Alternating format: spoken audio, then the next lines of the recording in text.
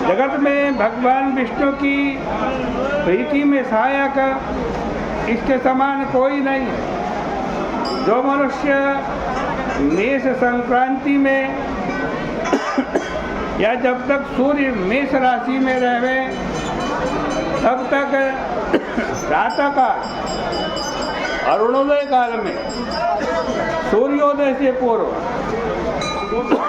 वैशाख स्नान में लगा रहता है, अर्थात जो वैशाख मास में प्रतिदिन प्रातःकाल सूर्योदय से पहले स्नान करता है उस पुरुष पर लक्ष्मी सहित विष्णु भगवान पूर्ण प्रसन्न रहते हैं। जिस प्रकार जीवों को प्रसन्नता व संतुष्टि अन्न से होती है, उसी प्रकार यह निस्संदेह है कि वैशाख स्नान से विष्णु भगवान तृप्त होते हैं। वैशाख स्नान में लगे रहने वाले मनुष्यों को देखकर परम प्रसन्न भगवान होते हैं। वैशाख स्नान केवल स्नान मात्र से सभी पापों से छुटकारा दिलाता है। विष्णु लोक में वो व्यक्ति पूजा प्राप्त करता है। मेष राशि में सूर्य हो और प्रातःकाल यदि एक बार भी स्नान कर लें,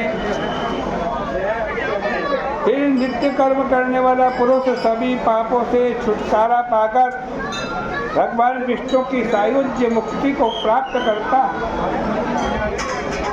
वैशाख मास में स्नान के लिए यदि एक कदम भी हम चलते हैं तो निश्चय ही वह 10,000 अश्वमेध यज्ञ का फल पाता है।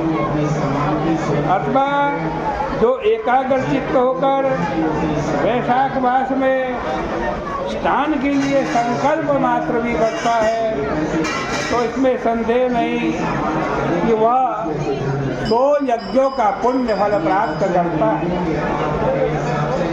और जो मेषगत सूर्य काल में एक धनुष के प्रमाण तक भी स्नान की कामना से चले, सभी सांसारिक बंधनों से छूटकर वह भगवान की सायुज्य मुक्ति को प्राप्त करता है। ब्रह्मांडों के अंतर्गत तीनों लोकों में जो तीर्थ हैं, हे राजन, वे सभी बाहर के थोड़े जल में भी आ जाते हैं।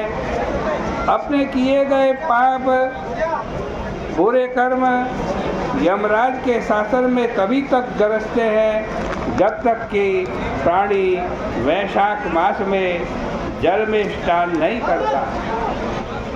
हे राजन, वैशाख मास में सभी तीर्थों के अधिदेवता प्रधान देव बाहर के जल में आश्रय लेकर के वहीं प्रस्तुत रहते हैं। सूर्योदय से लेकर 6 घड़ी तक भगवान विष्णु की आज्ञा से मनुष्यों के हित के लिए बाहरी जल में रहते हैं। जब तक मनुष्य नहीं आते हैं, उन्हें कठिन, जो मनुष्य स्नान करने के लिए नहीं आते हैं उन्हें कठिन शाप देकर वो देवता अपने अपने स्थान पर चले जाते हैं। अतः ये राजन, वैशाख स्नान अवश्य करना चाहिए।